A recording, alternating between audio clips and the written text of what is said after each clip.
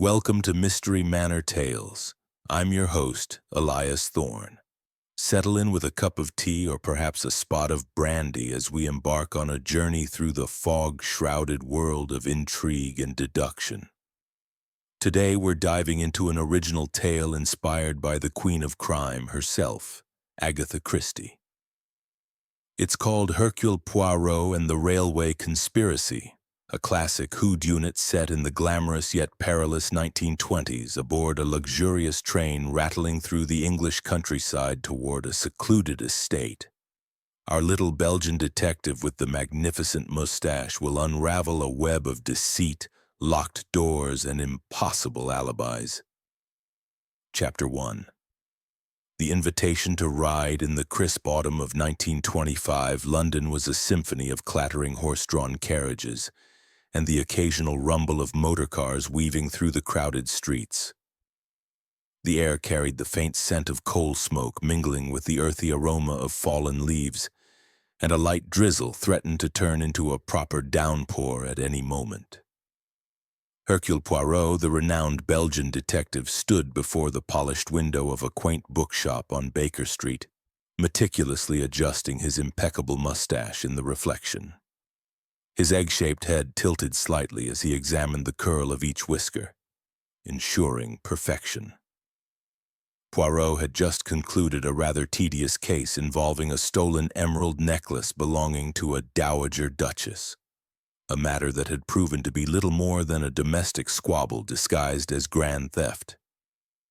It was child's play for a mind as sharp and orderly as his, but it had left him yearning for a challenge that would truly engage his celebrated little gray cells. As he turned away from the window, intending to hail a cab back to his modest yet elegantly appointed apartment on Whitehaven Mansions, a young messenger boy darted through the throng of pedestrians, his cap askew and cheeks flushed from the chill. "Monsieur Poirot?" the boy gasped, thrusting a telegram into the detective's gloved hand. Poirot accepted it with a nod, tipping the lad generously before unfolding the crisp paper. The message was brief but intriguing. "Mon ami, urgent matter on the Imperial Express. Join me at Victoria Station, 7 p.m. sharp. Discretion essential. Arthur Hastings." Hastings, Poirot's old companion, the ever-enthusiastic Englishman with his unwavering loyalty and occasional bouts of endearing naivety. It had been several months since their last adventure together, a perilous affair involving poisoned chocolates and a vengeful heiress. Poirot felt a familiar twinge of curiosity stir within him, like the first sip of a fine tisane warming his insides. What could Hastings be involved in now? And what was this Imperial Express? Poirot's encyclopedic knowledge of London's transport systems reminded him that it was no ordinary train. It was a pinnacle of luxury, a private railway service commissioned by Sir Reginald Hargrove, the formidable railway tycoon whose iron grip on Britain's tracks had built an empire from the soot-stained factories of the Midlands to the misty highlands of Scotland. This particular journey, Poirot recalled from a recent article in the Times, was bound for Hargrove's sprawling country estate in the verdant hills of Sussex. It was to be a weekend gathering of select guests, industrialists, socialites, and perhaps a rival or two, under the guise of leisure, but whispers in high society suggested underlying business dealings, possibly even a merger that could reshape the nation's railways. Poirot pondered the telegram again, his green eyes narrowing. Hastings, mentioning urgency and discretion, hinted at something more sinister than a mere social invitation. Could it be industrial espionage, sabotage, or worse, a personal threat to Sir Reginald himself? With time to spare before the 7 o'clock departure, Poirot decided to prepare methodically. He returned to his apartment where his valet George had already laid out a fresh suit, charcoal gray with a subtle pinstripe, paired with a silk tie and his signature patent leather shoes. As George assisted with the packing of a small valise, Poirot inquired about any recent news on Hargrove. "Sir, the papers speak of tensions in the railway sector," George replied in his unflappable tone. "Rivals accusing Sir Reginald of monopolistic practices, and there are rumors of anonymous threats. Something about bending the rails. Cryptic, if you ask me." Poirot nodded, his mind cataloging the information. He selected a few essential items: his silver cigarette case, a magnifying glass concealed in a walking stick, and a small notebook for jotting observations. By 6:30, he was en route to Victoria Station, the cab jostling over cobblestones as the city lights began to flicker on against the encroaching dusk. The station itself was a hive of activity, with porters heaving steamer trunks onto trolleys, families bidding tearful farewells, and businessmen clutching briefcases as they hurried to platforms. The air was thick with the acrid smell of steam and the distant whistle of departing trains. Poirot spotted Hastings almost immediately, standing near the entrance to Platform 12, his face illuminated by the glow of a gas lamp. Hastings was clad in a tweed suit that bespoke his military background, complete with a regimental tie and polished brogues. His expression was a mix of excitement and anxiety, his hands fidgeting with a rolled-up newspaper. "Poirot, thank heavens you've come," Hastings exclaimed, pumping the detective's hand vigorously. "I wasn't sure if the telegram would reach you in time. It's Sir Reginald Hargrove. He's requested your presence, though indirectly through me. There's talk of a conspiracy, whispers of sabotage against his railway lines. He fears enemies lurking among his own guests, and with your reputation for unraveling the impossible, he thought you might, well, keep an eye on things." Poirot's mustache twitched with amusement. "Ah, Hastings, always the harbinger of drama. But tell me more, mon ami. Who are these guests? One must know the players before the curtain rises on this little theater of intrigue." As they made their way toward the gleaming Imperial Express, its cars resplendent in deep burgundy paint with gold trimmings that caught the light like jewels, Hastings provided the details. Sir Reginald Hargrove himself was a burly man in his mid-50s with a ruddy complexion from years of outdoor inspections and a fortune amassed through ruthless expansion of his railway network. His wife, Lady Evelyn Hargrove, was an elegant society beauty a decade his junior, renowned for her sharp wit, exquisite gowns, and a tongue that could cut like a diamond. Rumors swirled of marital discord, fueled by Sir Reginald's wandering eye. Then there was Victor Langford, Hargrove's business partner, a shrewd financier with a hawkish face and a reputation for cutthroat negotiations that had bankrupted more than one competitor. Miss Clara Beaumont, a rising young actress with porcelain skin and cascading auburn hair, was said to be Sir Reginald's latest paramour, her presence on the guest list raising more than a few eyebrows in polite circles. Dr. Elias Thorne, no relation to your humble narrator, dear listeners, served as the family physician, a quiet, bespectacled man in his 40s with a scholarly air and a known interest in rare poisons and exotic medicines gathered from his travels. Finally, Colonel Marcus Blackwood, a retired army officer with a bristling mustache and a limp from the Boer War, was an old rival of Hargrove's, now dabbling in railway investments but harboring grudges from past dealings gone sour. The pair boarded the train amid a flurry of activity.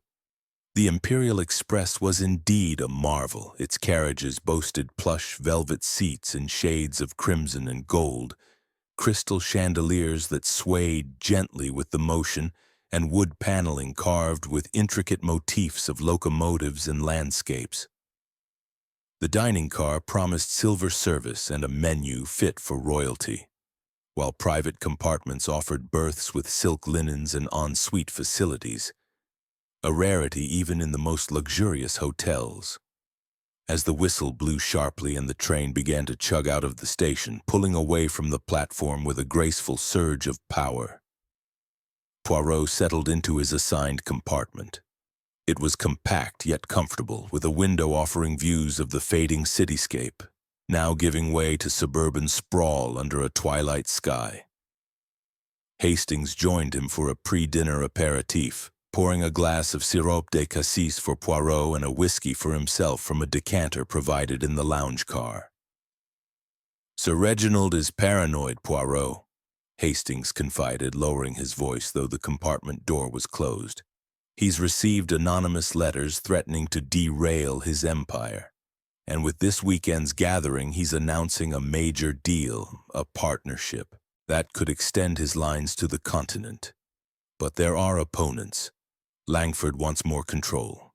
Blackwood claims Hargrove cheated him out of shares years ago, and Lady Evelyn, well, she's not thrilled about Miss Beaumont's inclusion." Poirot sipped his drink thoughtfully, his eyes scanning the corridor through the small window in the door. Passengers were milling about, greeting one another with forced politeness. Sir Reginald himself appeared, puffing on a thick cigar, his booming laugh echoing as he clapped Langford on the back. Lady Evelyn glided past in an emerald gown that matched her eyes, her smile tight as she nodded to Miss Beaumont, who responded with a flirtatious laugh that carried a hint of challenge. Colonel Blackwood limped along, his cane tapping rhythmically, while Dr. Thorne trailed behind carrying a leather medical bag. The evening unfolded in the lounge car where a pianist played soft jazz melodies to accompany the clink of glasses and murmur of conversation. Sir Reginald held court near the bar, boasting of his latest venture, a transcontinental line that would rival the fabled Orient Express in grandeur and speed. "Mark my words, gentlemen, and ladies," he thundered, his voice carrying over the hum of the engines. "The railways are the arteries of the empire, pumping progress from London to the farthest outposts, and I'll crush any fool who dares stand in my way, be it rival companies or meddlesome regulators." Lady Evelyn smiled thinly from her seat, her fingers drumming on the armrest as her gaze darted toward Miss Beaumont, who was perched elegantly on a stool, laughing a bit too brightly at one of Hargrove's jokes. Victor Langford nursed his whiskey in a corner, his face an impassive mask, though Poirot noted the slight tightening of his jaw. Colonel Blackwood grumbled into his brandy about modern monopolies strangling the spirit of fair competition, his eyes flashing with old resentments. Dr. Thorne, ever the quiet observer, sipped herbal tea, his spectacles reflecting the chandelier light as he watched the interactions with clinical detachment. Poirot, with his unparalleled keen eye for human behavior, noted the undercurrents of tension rippling beneath the surface civility. A whispered argument between Hargrove and Langford that ended with raised voices quickly hushed. A jealous glance from Lady Evelyn that could have curdled milk. A subtle brush of Miss Beaumont's hand against Sir Reginald's arm that elicited a possessive glare from the colonel. Even Dr. Thorne's composure seemed feigned, his fingers occasionally twitching as if longing to adjust something unseen. As the train sliced through the darkened countryside, the landscape outside transforming into a blur of shadowy fields and distant village lights, Poirot retired to his compartment. He arranged his few belongings with precision, then sat by the window, gazing into the night. The rhythmic click-clack of the wheels on the tracks was soothing, a metronome for his thoughts. "There is something here," he murmured to himself in his precise accent. "A puzzle waiting to be assembled piece by meticulous piece. The conspiracy Hastings speaks of, it is not merely about rails of steel, but the tracks of human ambition and deceit." Little did Poirot know, as he extinguished his lamp and lay back on the berth, that the events about to unfold would test even his formidable intellect, weaving a tapestry of mystery that began with an invitation but would end in blood. Chapter 2. The Midnight Alarm. The Imperial Express thundered onward through the velvet blackness of the night, its steady rhythm a hypnotic lullaby that lulled most passengers into a peaceful slumber. The train's wheels clicked and clacked over the joints in the rails, a mechanical heartbeat echoing through the corridors, while outside the English countryside lay shrouded in darkness, broken only by the occasional flicker of moonlight on hedgerows or the distant glow of a farmhouse window.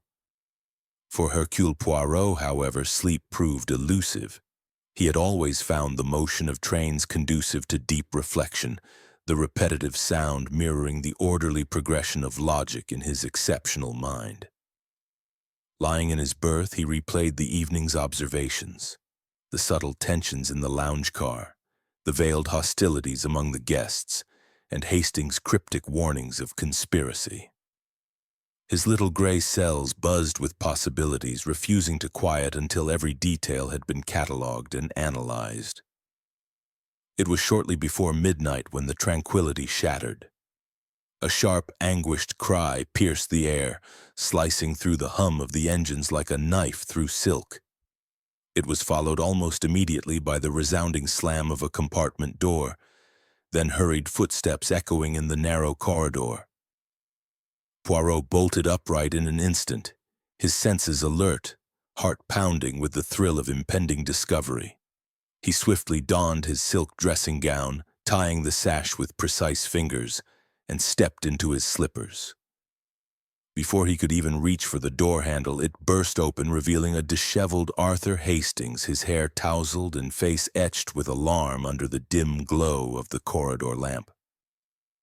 "Poirot! Good Lord, it's Sir Reginald! Something dreadful has happened!" Hastings gasped, his voice a hoarse whisper laced with urgency. He clutched the door frame for support, his military bearing momentarily forgotten in the grip of shock. Poirot's eyes sharpened, his mustache giving a slight quiver of anticipation. "Calm yourself, mon ami. Tell me exactly what you have seen."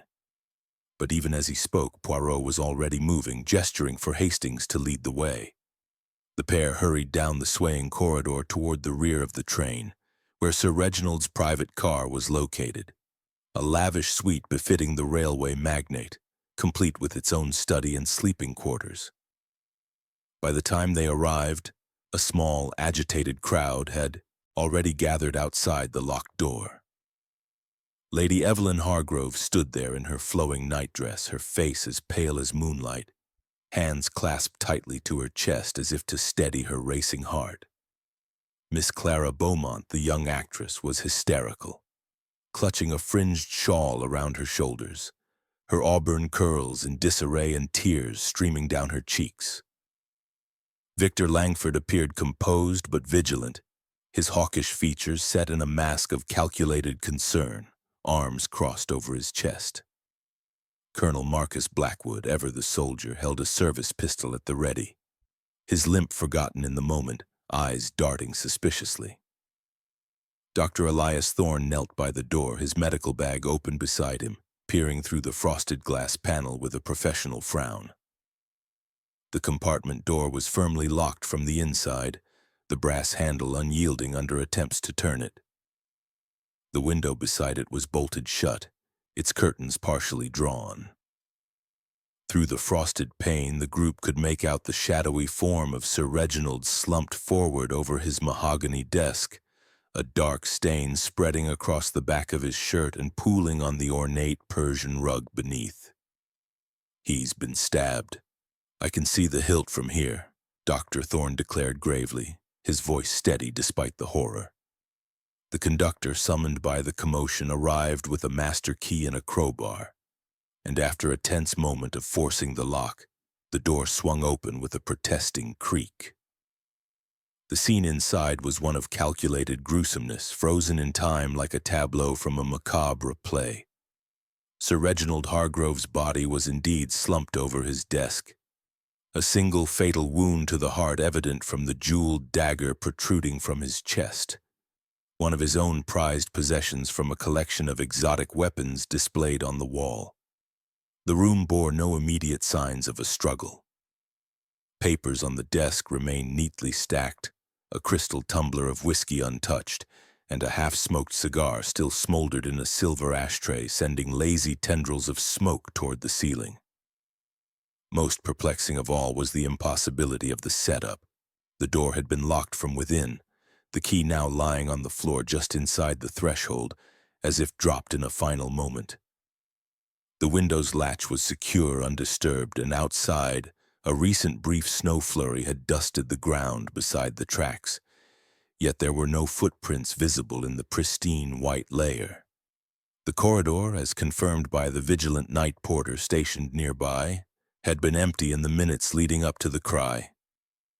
An impossible crime, Poirot murmured softly, his voice carrying a note of intellectual delight amid the horror, his keen eyes scanning every inch of the compartment. The murderer strikes within a locked room, then vanishes like a phantom into the night. But how? And why? Hastings paced the narrow space outside, his face flushed. But who could have done it, Poirot? And how on earth did they get in and out without being seen? Lady Evelyn let out a stifled sob, her elegant composure cracking. Reginald had so many enemies, business rivals, perhaps even someone aboard this very train. Oh, what a nightmare! Miss Beaumont swooned dramatically against the wall, only to be revived with a vial of smelling salts from Dr. Thorne's bag. Langford, ever pragmatic, suggested an immediate search of all compartments for weapons or evidence, while Colonel Blackwood muttered darkly about foreign spies and anarchist plots, his pistol still gripped tightly.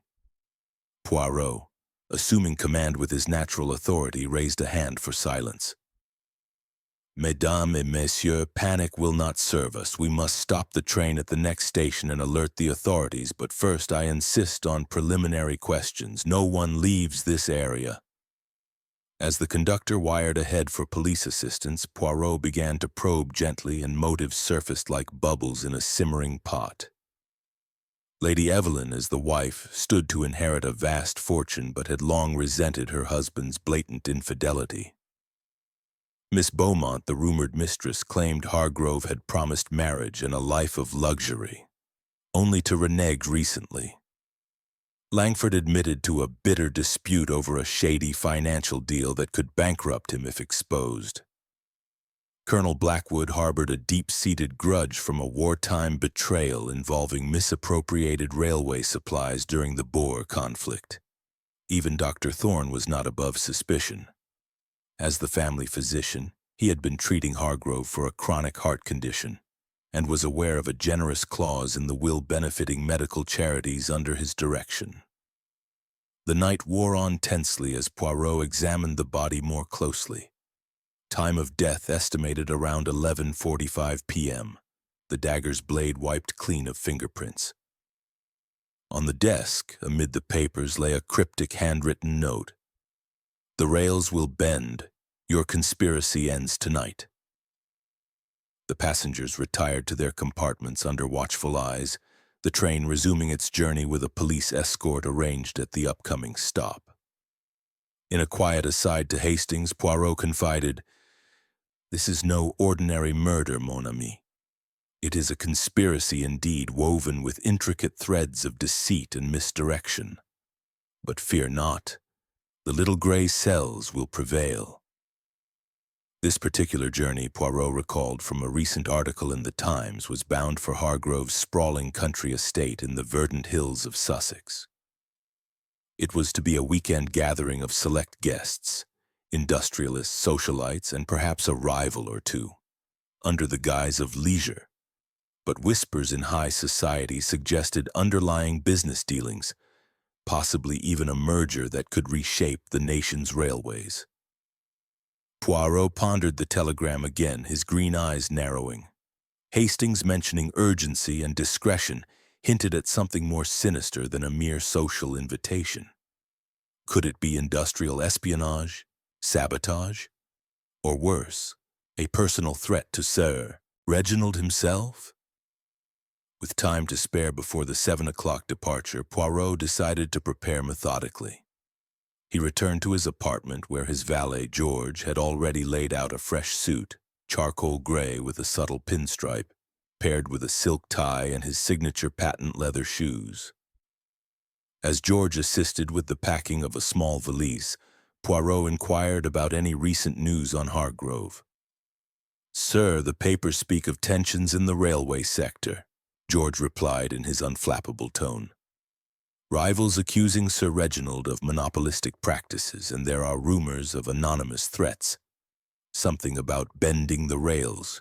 Cryptic, if you ask me." Poirot nodded, his mind cataloging the information. He selected a few essential items: his silver cigarette case, a magnifying glass concealed in a walking stick, and a small notebook for jotting observations. By 6:30, he was en route to Victoria Station, the cab jostling over cobblestones as the city lights began to flicker on against the encroaching dusk. The station itself was a hive of activity, with porters heaving steamer trunks onto trolleys, families bidding tearful farewells, and businessmen clutching briefcases as they hurried to platforms. The air was thick with the acrid smell of steam and the distant whistle of departing trains. Poirot spotted Hastings almost immediately, standing near the entrance to Platform 12, his face illuminated by the glow of a gas lamp. Hastings was clad in a tweed suit that bespoke his military background, complete with a regimental tie and polished brogues. His expression was a mix of excitement and anxiety, his hands fidgeting with a rolled-up newspaper. "Poirot! Thank heavens you've come," Hastings exclaimed, pumping the detective's hand vigorously. "I wasn't sure if the telegram would reach you in time. It's Sir Reginald Hargrove. He's requested your presence, though indirectly through me. There's talk of a conspiracy, whispers of sabotage against his railway lines. He fears enemies lurking among his own guests. And with your reputation for unraveling the impossible, he thought you might, well, keep an eye on things."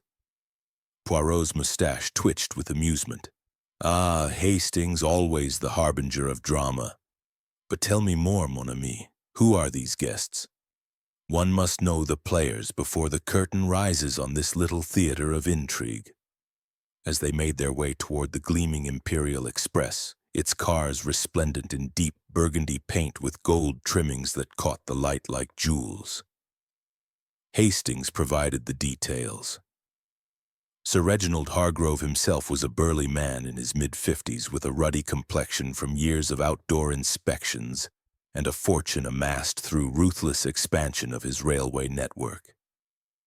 His wife, Lady Evelyn Hargrove, was an elegant society beauty a decade his junior, renowned for her sharp wit, exquisite gowns, and a tongue that could cut like a diamond.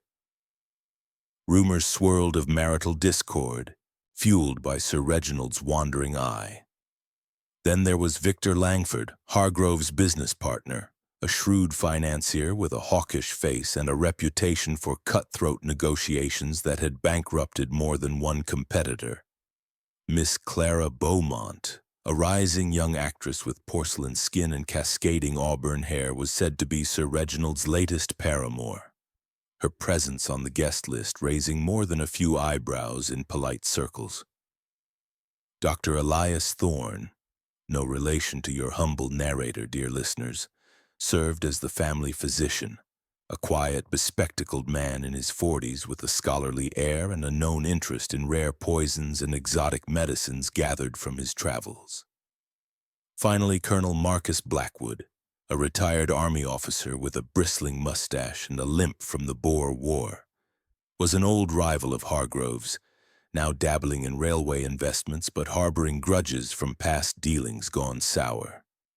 Chapter 3. Dawn Interrogations. As the first rays of dawn pierced the misty veil over the Sussex Downs, casting a pale golden light across the rolling hills and dew-kissed meadows, the Imperial Express slowed to a halt at a quaint rural station. The platform, usually sleepy at this hour, was now bustling with local constables, their uniforms crisp and lanterns swinging as they boarded the train. Among them was Inspector Japp of Scotland Yard, an old acquaintance of Poirot's who clambered aboard with a gruff expression, rubbing his hands against the morning chill. "Another one of your fancy puzzles, eh, Poirot?" Japp grumbled, his Cockney accent thick as he adjusted his hat. "Wired from London at the crack of dawn. Murder on a luxury train, no less. Sounds like something out of a novel. Poirot, already impeccably dressed in his charcoal suit despite the sleepless night, greeted Japp with a courteous nod, his mustache perfectly groomed. "Ah, Inspector, your timing is most fortuitous. We have an impossible crime on our hands, but with order and method all will be revealed." He gathered the weary passengers in the dining car, where the tables were set with fresh linen but the atmosphere heavy with suspicion. The crystal chandeliers swayed slightly as the train idled, and the aroma of brewing coffee mingled with the tension. "Mesdames et messieurs," Poirot announced in his precise tone, "we must reconstruct the timeline of last night. Each of you will speak in turn. Remember, the truth has a way of emerging like the sun from behind clouds." Lady Evelyn Hargrove was called first, her elegant features drawn and pale under the morning light filtering through the windows. She claimed to have retired to her compartment at precisely 10 p.m. alone with a novel for company. "I heard nothing unusual until the cry," she insisted, her voice steady but her hands betraying a slight tremble as she clutched a handkerchief. No one could vouch for her whereabouts, yet she proclaimed her innocence vehemently. "Reginald was a brute at times, but I would never soil my hands with such a deed." Next came Miss Clara Beaumont, her eyes red-rimmed from tears, her actress's poise somewhat restored. She admitted to visiting Sir Reginald's compartment at 11 p.m. for what she described as a private discussion about their future. "We argued. He was having second thoughts about leaving Evelyn," she confessed, dabbing at her cheeks. She left at 11:30, hearing him lock the door behind her as she retreated down the corridor. Victor Langford followed, his financier's composure unbroken, though his eyes darted occasionally to the others. He confessed to a heated exchange with Hargrove at 10:45 p.m. over discrepancies in their railway partnership accounts. "He accused me of falsifying records to siphon funds, threatened to expose me and ruin my reputation," Langford said coolly, sipping black coffee. "But I left him very much alive, I assure you." Colonel Marcus Blackwood, blustery and red-faced, leaned on his cane as he recounted his confrontation with the deceased at 11:15 p.m. "That swindle during the Boer War, he cheated me out of vital supplies for my regiment, all for his profit," the colonel thundered, his mustache bristling. "I stormed out after giving him a piece of my mind, the cad." Dr. Elias Thorne, calm and professional in his spectacles, described checking on Hargrove at 11:40 p.m. to administer his heart medication. "He was agitated, complaining of chest pains, but alive when I left," Thorne stated evenly. "I watched him lock the door myself." The night porter, a nervous young man in uniform, corroborated the accounts. No one had approached the compartment after 11:40 until the midnight cry that roused the train. Poirot listened intently, his green eyes missing nothing as he noted subtle discrepancies. A missing cufflink found in the murder compartment matched one from Langford's shirt. A lingering scent of perfume reminiscent of Miss Beaumont's lingered in the air. A faint, muddy boot print on the carpet edge could belong to Blackwood, though the floor was otherwise pristine. Hastings, standing by Poirot's side, whispered urgently, "It's impossible, Poirot. The door was locked tight, no way in or out without notice." "Ah, but the little gray cells see what the eyes overlook," Poirot replied softly, tapping his temple. He examined the train's layout maps provided by the conductor, adjoining compartments sealed, a small service hatch in the floor secure and unused. As the morning wore on, the train finally arrived at Hargrove's country estate, a grand manor house of red brick and ivy, surrounded by manicured gardens and a private railway siding where the express came to rest. Poirot insisted the investigation continue there, away from the prying eyes of station onlookers. The group transferred to the house where tension simmered over a hastily prepared luncheon in the oak-paneled dining room. Accusations began to fly. Lady Evelyn eyed Miss Beaumont with disdain. Langford, and Blackwood exchanged heated glares. In a private aside to Inspector Japp as they walked the gravel paths, Poirot confided, "This is a railway conspiracy in truth, Inspector. Not merely a murder, but a calculated plot to derail Sir Reginald's entire empire. The pieces are falling into place." Chapter 4. Shadows of the Estate.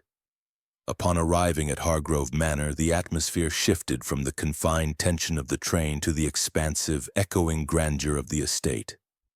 The manor loomed like a sentinel over the Sussex countryside, its red brick facade cloaked in ivy that whispered secrets in the breeze, and vast gardens stretching out like a green tapestry under the midday sun.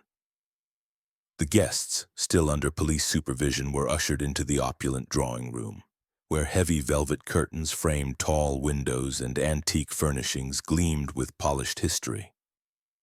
Inspector Japp, with his no-nonsense demeanor, confined them there while he and Poirot began a thorough search of the premises, their footsteps echoing through the marble halls as servants hovered nervously in the background.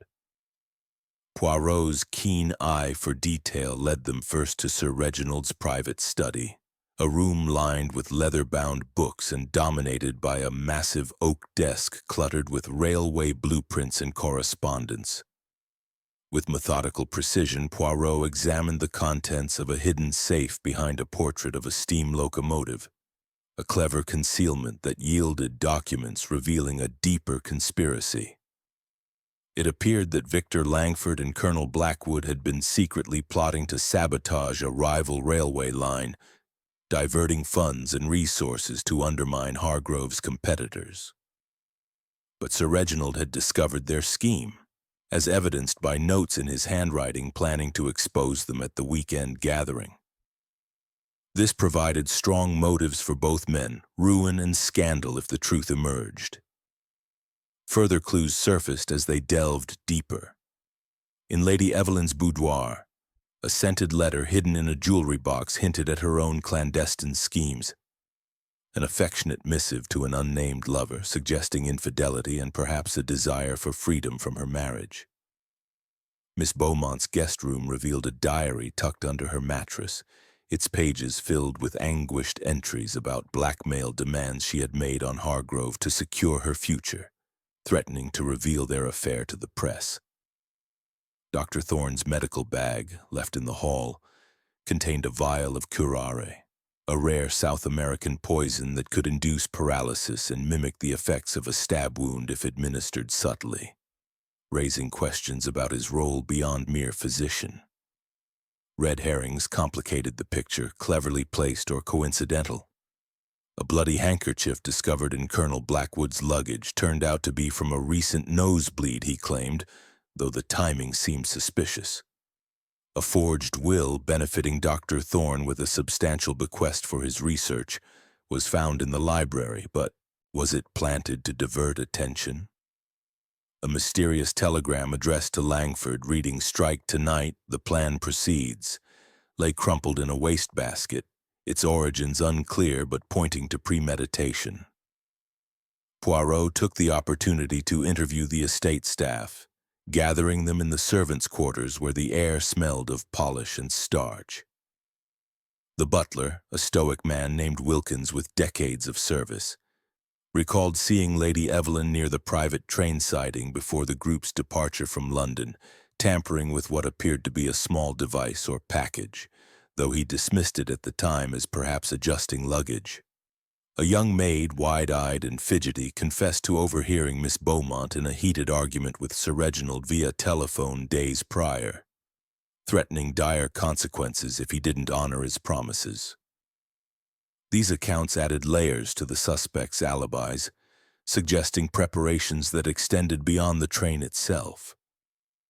As evening fell, casting long shadows across the manicured lawns, Poirot paced the gardens alone, the gravel crunching under his patent leather shoes. The air was cool and fragrant with late-blooming roses, a stark contrast to the stifling intrigue indoors. He twirled his mustache thoughtfully, piecing together the fragments. The impossible crime is not so impossible, non? One must think outside the box, or in this case, outside the compartment, he mused aloud to himself. Hastings, joining him for a moment of respite, suggested the existence of a secret passage in the train, a remnant from older designs. But Poirot shook his head. The Imperial Express was a modern marvel, its blueprints confirming no such features. Then came a pivotal twist. The night porter, questioned again under Japp's stern gaze, admitted to glimpsing a shadowy figure on the train's roof during the brief snow flurry. A fleeting silhouette he had dismissed as a trick of the moonlight or fatigue. Poirot's eyes lit up with that familiar spark of revelation. Ah, the roof! That is the key to unlocking this locked room. An access point perhaps overlooked where snow could erase traces. The idea ignited his little gray cells, connecting the dots from the estate's clues back to the crime scene on the rails. Chapter 5. Alliances fractured back at Hargrove Manor. The fragile alliances among the suspects began to crumble like dry leaves underfoot, the weight of suspicion pressing down on every interaction. The grand estate, with its towering chimneys and sprawling wings, now felt like a gilded cage, the afternoon sun casting elongated shadows through the leaded windows that danced mockingly on the polished floors. Lady Evelyn, her composure fraying at the edges, paced the drawing room with the grace of a caged panther, her emerald eyes flashing as she turned on Miss Clara Beaumont. "You little opportunist," she hissed, her voice low but venomous. "It was jealousy that drove you to it, wasn't it? Reginald tiring of your charms, and you couldn't bear to lose your grip on his fortune." Miss Beaumont, seated on a velvet chaise with her hands clasped tightly in her lap, recoiled as if struck, her porcelain skin flushing. "How dare you? I loved him, more than you ever did, you cold-hearted witch. If anyone had motive, it was you, trapped in that loveless marriage." The accusation hung in the air like smoke, thickening the already tense atmosphere. Victor Langford and Colonel Blackwood, who had been murmuring in a corner about the sabotaged railway plans uncovered in the study, nearly came to blows when Langford suggested Blackwood's wartime grudge made him the prime suspect. "You've always been a hothead, Colonel," Langford sneered, his hawkish face twisting in disdain. "Quick to violence when cornered." Blackwood, his face reddening to match his mustache, slammed his cane on the floor. "And you've always been a snake, Langford, slithering through deals, betraying partners. If Hargrove exposed our little arrangement, you'd be ruined." Dr. Thorne remained aloof in an armchair by the fireplace, his bespectacled gaze drifting over the group with clinical detachment. But Poirot noted a subtle nervous tick, the doctor's fingers drumming rhythmically on his knee, a telltale sign of inner turmoil. As the bickering escalated, a sudden complication shattered the verbal sparring. During the evening dinner in the chandelier-lit dining hall, where silverware clinked uneasily against fine china and the servants moved like ghosts, a sharp crack rang out, a gunshot from the shadowed alcove beyond the French doors. Glass shattered as a bullet whizzed past Poirot's ear, grazing Hastings' arm and drawing a cry of pain from the captain. Panic erupted. Chairs toppled. Lady Evelyn screamed and Colonel Blackwood brandished his service pistol, shouting about intruders while scanning the darkened gardens. "Stand back! I'll handle this," he bellowed, but his hands shook slightly, belying his bravado. Hastings clutched his wound, blood seeping through his sleeve as Dr. Thorne rushed forward with his medical bag to apply a hasty bandage.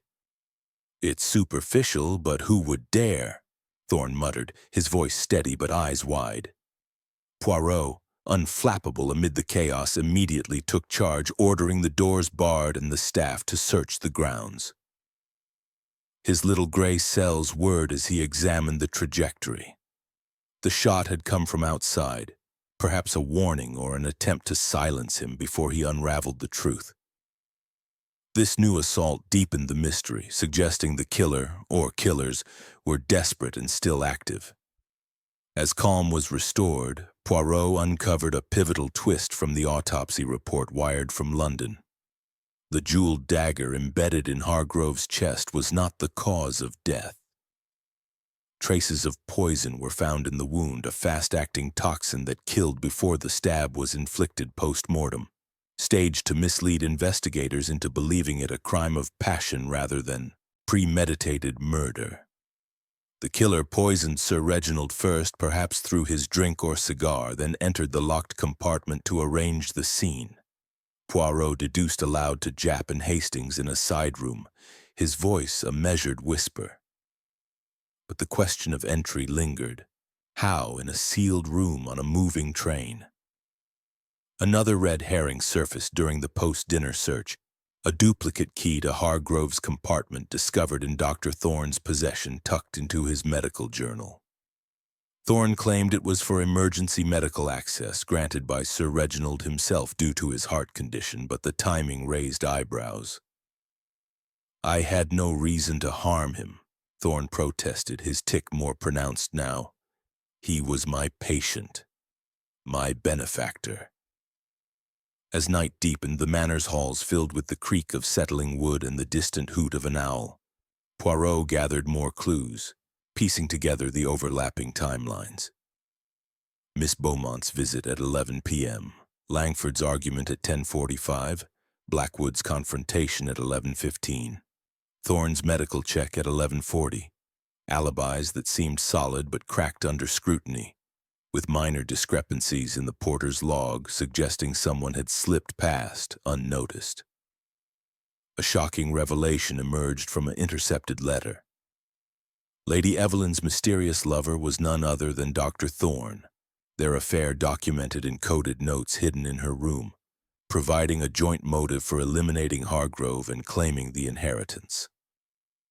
The conspiracy deepened further with evidence from the safe. Hargrove had planned to announce changes to his will that night on the train, cutting out all the suspects. Lady Evelyn for her indiscretions, Beaumont as a mere fling, Langford and Blackwood for their sabotage, and even Thorne for overprescribing medications that masked deeper health issues. This impending revelation would have left them all destitute or exposed. Poirot confided to Hastings as they walked the dimly lit corridors. "It is a web, mon ami, spun by multiple spiders, each pulling threads of greed, revenge, and desperation. But the center holds the truth, and we draw closer." Chapter 6. The gathering storm rain lashed against the leaded windows of Hargrove Manor like accusing fingers, the storm outside mirroring the turbulent emotions swirling within the grand library. Thunder rumbled in the distance, shaking the shelves lined with dusty tomes on railway engineering and forgotten histories, as Hercule Poirot summoned the suspects to gather once more. The room was dimly lit by flickering gas lamps casting elongated shadows that danced across the Persian rugs and leather armchairs where the group sat in uneasy silence. Lady Evelyn perched rigidly on the edge of her seat, her hands folded tightly in her lap. Miss Beaumont fidgeted with a lace handkerchief, her eyes darting nervously. Victor Langford leaned against the mantelpiece, his face a mask of calculated indifference. Colonel Blackwood gripped his cane like a weapon, and Dr. Thorne adjusted his spectacles, his tic more evident under the strain. Inspector Japp stood by the door, arms crossed, while Hastings hovered nearby, his arm bandaged from the earlier gunshot. "The storm outside is but a reflection of the one brewing here," Poirot declared in his measured accent, pacing slowly before the assembled party, his patent leather shoes clicking softly on the parquet floor. "We approach the truth, mes amis. But first, new evidence must be considered." Poirot's revelation began with the discovery of a roof access hatch on the Imperial Express, a small maintenance panel accessible from the corridor ceiling, discreet, overlooked, and just wide enough for a slender person to slip through. This hatch, concealed above the eye line, provided entry to Sir Reginald's compartment without disturbing the locked door. Poirot explained, his mustache twitching with satisfaction as gasps rippled through the room. But who among them possessed the agility and knowledge to use it? Miss Beaumont, with her theatrical background and lithe actress's frame, seemed a likely candidate. She had performed in stage productions requiring climbs and quick changes, as confirmed by a quick perusal of her diary entries. Yet Poirot held up a hand to forestall accusations. Patience. There is more. A twist emerged from the cryptic note on Hargrove's desk. The rails will bend. Your conspiracy ends tonight. Upon closer examination with his magnifying glass, Poirot revealed it had been typed on a portable typewriter matching the model in Langford's luggage, its ribbon bearing faint impressions of the same words. Langford's composure cracked slightly, his jaw tightening. That proves nothing, he protested coolly. Anyone could have used it. My compartment was unlocked during dinner. Accusations peaked then, the room erupting in a cacophony of denials and finger-pointing. Colonel Blackwood, his face flushed with thunderous rage, confessed to his part in the railway sabotage plans with Langford. It was business, not murder. Hargrove was squeezing us out, the greedy sod, but vehemently denied any involvement in the killing, pounding his cane for emphasis. Poirot nodded sagely, piecing the puzzle aloud with the precision of a watchmaker assembling gears. The murder had been meticulously timed during the brief snow flurry, nature's veil erasing any external traces on the train's roof. The killer, he deduced, had climbed up from an adjacent car, entered via the hatch, and administered the poison, not through medication as first suspected, but via a hidden needle embedded in the half-smoked cigar, a deadly prick disguised as a mere indulgence. Sir Reginald lit it himself, unsuspecting, the toxin working swiftly to stop his heart, Poirot elaborated, his voice rising above the storm's howl. Then, with the victim dead, the perpetrator staged the stab wound post-mortem using the jeweled dagger, wiping it clean to eliminate prints, and exited the same way, dropping the key inside through a clever mechanism, perhaps a thin wire or string pulled from above to simulate it falling from within. But the locked door's enigma persisted. How had it been secured from outside without detection? Poirot paused dramatically, lightning flashing outside to illuminate his triumphant expression. A simple trick, yet ingenious. A thread or fine wire looped around the key, fed under the door or through the hatch, pulled taut to turn the lock after exit. The snow covered the climb, the porter's glimpse dismissed as fancy. The group shifted uncomfortably, eyes flicking between one another as the implications sank in. Dr. Thorne's tick accelerated, Lady Evelyn's knuckles whitened, and even the stoic Jap leaned forward, intrigued. As rain pelted relentlessly, Poirot wove in the deeper threads. The affair between Lady Evelyn and Thorne, confirmed by matched handwriting in their letters. Hargrove's will revisions that would have disinherited them all. The gunshot attempt on Poirot himself, likely a desperate bid to halt the investigation. This is no lone act, Poirot intoned, but a gathering storm of motives converging. Love, greed, betrayal. Yet one, or perhaps two, orchestrated the lightning strike. The revelation neared, the air thick with anticipation as thunder crashed once more, heralding the unmasking to come. Chapter 7. Unmasking the culprit. The storm had subsided into a persistent drizzle by the time Hercule Poirot reconvened the suspects in the library of Hargrove Manor, the air thick with the scent of damp wood and smoldering embers from the dying fire. The room, once a sanctuary of intellectual pursuits, now felt like a courtroom, with heavy oak bookshelves standing as silent witnesses and the ticking grandfather clock marking the inexorable approach of truth. Poirot stood at the center, his small stature belying the commanding presence that held everyone captive. Lady Evelyn, her face a porcelain mask of feigned innocence. Dr. Thorne adjusting his spectacles with fingers that betrayed a faint tremor. Miss Beaumont tear-streaked but alert. Victor Langford, arms crossed in defiant composure. Colonel Blackwood leaning on his cane with a scowl, and Inspector Japp, notebook in hand, flanking Hastings near the door. Mesdames et messieurs, Poirot began, his voice steady and resonant, laced with that precise Belgian accent. The time has come to unmask the culprits, for this was no solitary act of passion, but a meticulously planned conspiracy, woven by two hands united in deceit, love, and avarice.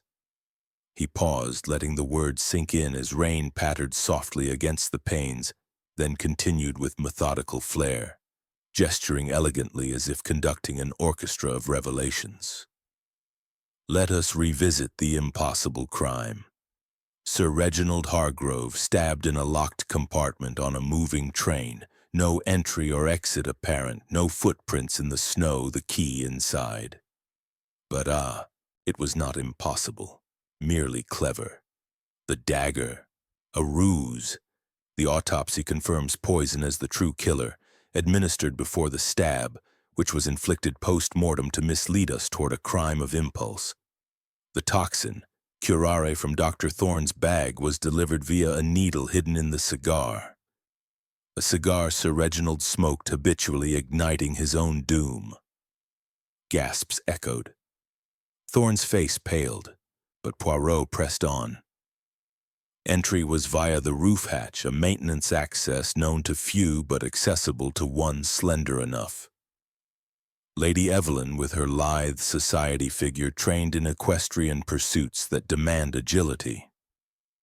She climbed during the snow flurry, which erased her traces, entered, staged the scene, and exited, using a fine thread to pull the key under the door and lock it from afar. Lady Evelyn let out a sharp laugh, brittle as glass. Preposterous! Why would I risk such a thing? Poirot's eyes twinkled with knowing. Ah, madame, because you were not alone. Your partner in crime and in passion is Dr. Elias Thorne. The letters, the shared glances, the coded notes in your boudoir, they reveal an affair burning for months. Sir Reginald's heart condition, exacerbated by Thorne's medications, subtle doses building tolerance until the fatal strike.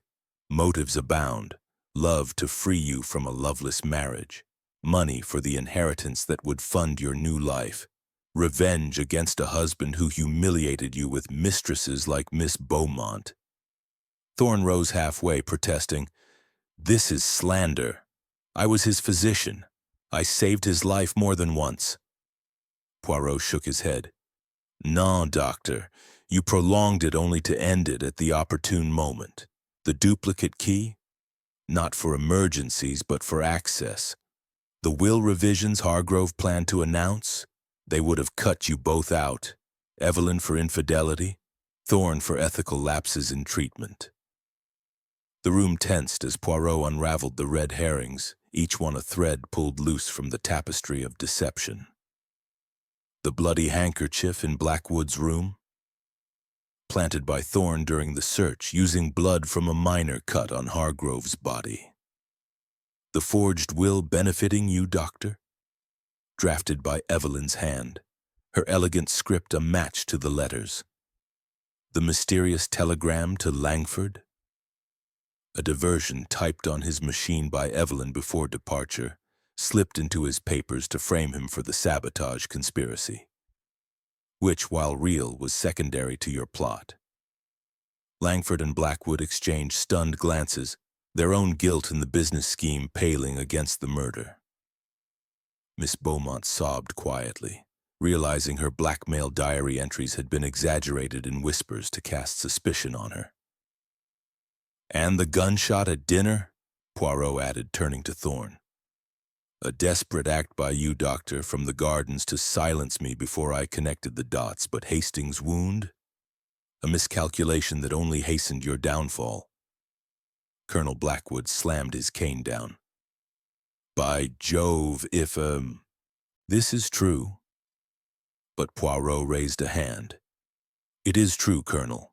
The timelines align. Evelyn's tampering at the siding seen by the butler was preparing the hatch. Thorne's last visit at 11:40 ensured the poisoned cigar was in place. They coordinated via notes passed discreetly.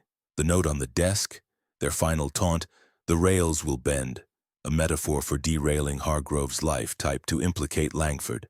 Lady Evelyn stood abruptly, her mask cracking. "You have no proof." Poirot smiled gently. "Ah, but I do. Fibers from your gown on the hatch rim, curare traces in your perfume vial, disguised but detectable. And your tick, doctor, betrayed you under stress." Thorne slumped, defeated, as Evelyn's defiance crumbled into tears. Inspector Japp stepped forward, cuffs at the ready. "That's enough, Poirot. You've done it again." With swift efficiency, he arrested the pair, Evelyn's sobs echoing as they were led away, Thorne muttering denials that rang hollow. The remaining suspects exhaled in relief, though Langford and Blackwood faced their own charges for sabotage. Miss Beaumont, innocent if opportunistic, inherited a modest sum as per the unchanged will.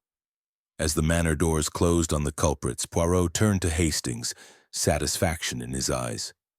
"Justice is served, mon ami. The little gray cells have triumphed over the storm of deceit." Chapter 8. Echoes of Deceit. In the aftermath of the dramatic unmasking in the library, Hargrove Manor seemed to exhale a long-held breath, the oppressive weight of secrets lifting as Lady Evelyn and Dr. Thorne were led away in handcuffs by Inspector Japp and his constables. The rain had ceased, leaving the gardens glistening under a tentative moon that peeked through ragged clouds, casting a silvery sheen over the dew-laden lawns.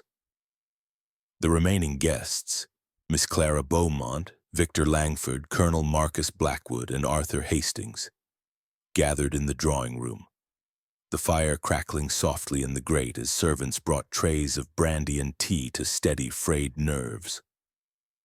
Poirot, ever the picture of composure, stood by the window gazing out at the night, his hands clasped behind his back, his mustache immaculate despite the tumultuous events. "It is done," he murmured to Hastings, who nursed his bandaged arm with a glass of whiskey. "But justice, mon ami, leaves echoes, ripples of deceit that linger long after the storm has passed." The loose ends began to tie themselves with the efficiency of a well-oiled machine, guided by Poirot's unerring logic and Japp's procedural diligence. The railway sabotage conspiracy, unearthed from the hidden safe in Hargrove's study, proved to be very real but secondary to the murder, a scheme hatched by Langford and Blackwood to undermine a rival line through falsified bids and diverted shipments. Langford, his hawkish features drawn in resignation, admitted under questioning to orchestrating the financial manipulations, driven by mounting debts and Hargrove's iron-fisted control over their partnership.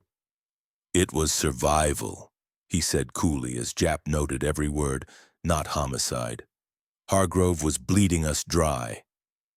Colonel Blackwood, blustery yet deflated, corroborated the details, his wartime grudge fueling his involvement. "The man betrayed me once in the Boer trenches. Supplies rerouted for his profit while my men suffered. This was payback, but I swear no blood on my hands." Japp, satisfied with their confessions, arranged for separate charges: embezzlement and corporate sabotage, with trials looming in London courts. The pair was escorted to a waiting police van, their alliance fractured irreparably, leaving behind a trail of incriminating documents that would seal their fates. Miss Beaumont, exonerated from the murder but not from her own entanglements, sat pale and trembling on a settee, her auburn curls disheveled as she clutched a shawl. Poirot approached her gently, his voice soothing like a balm. "Mademoiselle, you are innocent of the crime, though not of ambition. Your diary reveals the blackmail, the demands for security, but these were cries of desperation, no?" She nodded tearfully, confessing how Hargrove had strung her along with promises of marriage and wealth, only to discard her like a faded script. I threatened to expose him, yes, but I could never kill. In a twist of irony, the unchanged will, frozen in time by Hargrove's untimely death, bequeathed her a modest pittance, a townhouse in London and a yearly stipend, enough for a quiet life away from the stage's harsh lights. "It is something," Poirot consoled, "a new act in your drama." She managed a weak smile, the weight of suspicion lifting, though the scandal would forever taint her name in society circles. As the manor quieted, the staff bustling to restore order, Poirot and Hastings retired to the veranda, the cool night air carrying the scent of wet earth and distant pines. Hastings lit a cigarette, exhaling thoughtfully. "It's astonishing, Poirot, how greed twists the soul. Evelyn and Thorne, lovers plotting in the shadows, Langford and Blackwood scheming for scraps, even Beaumont grasping at illusions. What drives them?" Poirot, sipping a tisane brought by an attentive butler, reflected on the human condition with philosophical depth. "Ah, mon cher Hastings, it is the eternal echo of deceit, the belief that one can outrun fate through cunning. Sir Reginald, for all his empire-building, sowed seeds of resentment, a domineering husband, a faithless lover, a ruthless tycoon. His death was not random, but the culmination of echoes from his own actions. Greed, jealousy, betrayal. These are the threads that bind us all, fragile as spider silk, yet strong enough to ensnare." The conversation turned to the broader implications as telegrams from London confirmed the ripple effects. Hargrove's railway empire, now leaderless, faced restructuring. Shares plummeted on the exchange, but a board of directors stepped in to stabilize the lines, ensuring the transcontinental venture, Hargrove's dream, would proceed under new management. The anonymous threats of bending the rails were traced back to Thorne's forged notes, designed to heighten paranoia and provide cover for the murder. Poirot, ever meticulous, ensured every clue was catalogued. The fibers from Evelyn's gown, the curare residue, the typewriter impressions, all presented to Japp for the prosecution. "No stone unturned," Japp grunted appreciatively, clapping Poirot on the shoulder. "You're a wizard, old chap." As dawn approached, painting the sky in hues of pink and gold, Poirot stood alone in the garden, the manor behind him a symbol of faded opulence. He pondered the frailty of human bonds, how echoes of deceit reverberated through lives, destroying trusts and forging unlikely alliances. Hastings joined him, the first birdsong breaking the silence. "What now, Poirot? Back to London?" The detective nodded, a faint smile playing on his lips. "Oui, but first a proper breakfast. One cannot reflect on greed on an empty stomach." Yet beneath the levity lay a profound insight. In the grand puzzle of life, every action left an echo, a deceit that could unravel even the mightiest. The case closed, but its lessons lingered, a quiet warning in the manor's shadowed halls. Chapter 9. The Journey's End. With the arrests made and the echoes of deceit beginning to fade into the manor's shadowed corridors, the group at Hargrove Estate began to disperse like leaves scattered by an autumn wind, each individual retreating to confront the remnants of their shattered illusions. The morning sun rose crisp and clear over the Sussex hills, bathing the grounds in a golden light that seemed almost mocking in its serenity, as if nature itself were indifferent to the human dramas that had unfolded beneath its gaze. Inspector Japp, efficient as ever, coordinated the transport of Lady Evelyn and Dr. Thorne to London for formal charges, their once elegant figures now humbled in custody, Evelyn's defiant glare softened by resignation, and Thorne's scholarly demeanor cracked by the weight of impending trial. The constables loaded them into a black police motor car, the engine rumbling to life as it crunched down the gravel drive, carrying away the architects of the deadly conspiracy. Miss Clara Beaumont, her inheritance secured in the form of a modest legacy, gathered her belongings with trembling hands, her actress's poise returning in fragments as she prepared to board a local train back to the city, where scandalous headlines awaited. But so too did a chance for reinvention on quieter stages. Victor Langford and Colonel Marcus Blackwood, facing their own reckonings for the sabotage scheme, were escorted separately under guard. Langford's calculating mind already scheming legal defenses while Blackwood grumbled about honor and betrayal, his cane tapping a somber rhythm as they departed in a hired cab, bound for solicitors' offices. Hercule Poirot and Arthur Hastings, the unlikely duo at the heart of the resolution, lingered a moment longer on the estate's veranda, the air fresh with the scent of rain-washed earth and blooming hedgerows. Poirot adjusted his hat with precise fingers, his patent leather shoes gleaming in the sunlight, while Hastings flexed his bandaged arm gingerly, the graze from the gunshot a lingering reminder of the perils they had faced. "Well, Poirot, another puzzle solved," Hastings said with a weary smile, his military bearing restored now that the tension had ebbed. "Though I must say this one cut closer than most.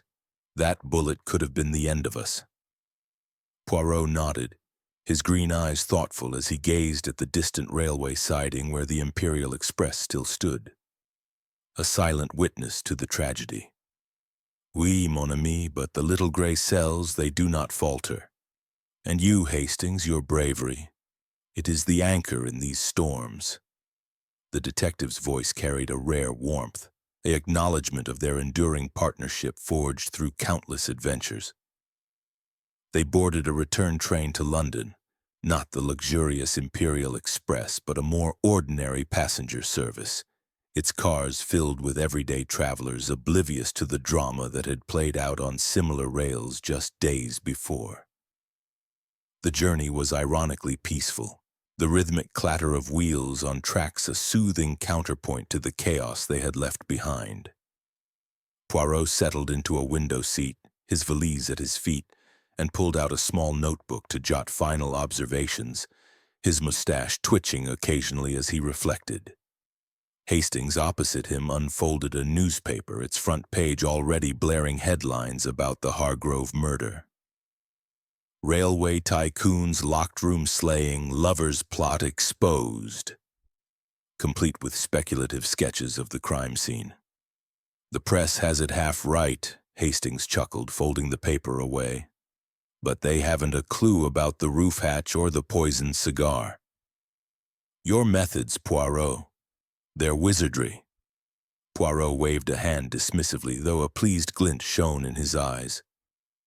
"Not wizardry, Hastings, merely order and method. The human mind, it leaves traces like footprints in snow even when it tries to erase them." As the countryside rolled by, fields of golden wheat giving way to suburban sprawl and then the smoky haze of London's outskirts, the conversation turned to the broader lessons of the case. Poirot, sipping a tisane procured from the dining car, mused on the fragility of ambition. Sir Reginald built an empire on steel rails, yet it was human frailties that derailed him. Greed in his partners, jealousy in his wife, desperation in his mistress. And Thorne, the doctor who heals but also harms. It is a reminder, non, that no locked room can contain the secrets of the heart. Hastings nodded, staring out at the passing villages, church spires piercing the sky like accusatory fingers. And the conspiracy, it wasn't just the murder but the web of lies around the railways. "Do you think the empire will survive?" Poirot shrugged elegantly. "Empires rise and fall, mon ami, but progress chugs on like this train. The transcontinental line will proceed perhaps under fairer hands." The train pulled into Victoria Station with a hiss of steam, the platform bustling with porters, families, and commuters, a return to normalcy that felt almost surreal after the isolation of the estate. Poirot and Hastings disembarked, the detective hailing a cab with his walking stick. As they climbed in, the city enveloping them in its familiar clamor of horse hooves and motor horns, Poirot turned to his companion with a satisfied sigh. "The journey's end, Hastings, but for us it is merely the close of one chapter." Hastings grinned. "Until the next mystery calls, eh?" Poirot's eyes sparkled. "Précisément. The little gray cells, they rest, but never sleep." The cab rattled off into the London streets, leaving behind the railway conspiracy, its echoes fading into the annals of crime, a testament to deduction's triumph over deceit. Chapter 10. Epilogue and Reflections.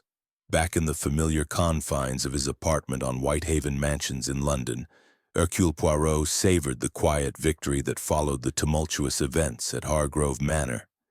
The railway conspiracy now unraveled like a frayed skein of yarn. The city outside buzzed with its usual symphony of street vendors calling their wares, motor cars honking impatiently, and the distant chime of Big Ben marking the passage of time. But within these walls, order reigned supreme. Poirot's valet, George, had prepared everything to perfection. A steaming tisane of verbena on the silver tray, his favorite armchair positioned just so by the window overlooking the bustling street, and a fresh newspaper folded neatly beside a box of Belgian chocolates, a small indulgence after the rigors of deduction. As Poirot settled in, adjusting the cushion behind his egg-shaped head, he allowed himself a moment of reflection, his fingers steepled under his chin, his magnificent mustache curling slightly in contentment. The case had been a masterpiece of misdirection, a locked-room enigma intertwined with human passions that ran as deep as the railway tracks crisscrossing the English countryside. "Ah, the little gray cells," he murmured to himself. "They have danced a fine tango with deceit this time." Arthur Hastings arrived shortly after. His step lighter now that the bandage on his arm was but a minor inconvenience, a badge of honor from the near-miss gunshot that had added an extra layer of peril to their adventure. He burst through the door with his characteristic enthusiasm, his tweed suit slightly rumpled from the train ride, carrying a bottle of fine port as a token of celebration. "Poirot, old chap. What a whirlwind. I still can't quite believe how it all tied together. That roof hatch, the poisoned cigar, the string trick. Brilliant, simply brilliant." Poirot gestured for him to sit, pouring the tisane with precise movements. "Mon ami, it was not brilliance alone, but observation. The subtle tick in Thorne's fingers, the fibers on Evelyn's gown, the discrepancies in timelines that whispered of conspiracy. Human nature, Hastings, it is predictable in its unpredictability. Greed and love, they blind even the cleverest to the footprints they leave." As they sipped their drinks, Poirot his herbal infusion, Hastings the port, the conversation delved into the intricate twists that had defined the case. Hastings marveled at how Lady Evelyn's elegant facade had concealed a heart capable of such calculated venom. Her affair with Thorne a catalyst that transformed marital discord into murderous intent. She seemed so composed, so society perfect, Hastings reflected, leaning back in his chair, the firelight flickering across his face. And Thorne, a healer turned harbinger of death.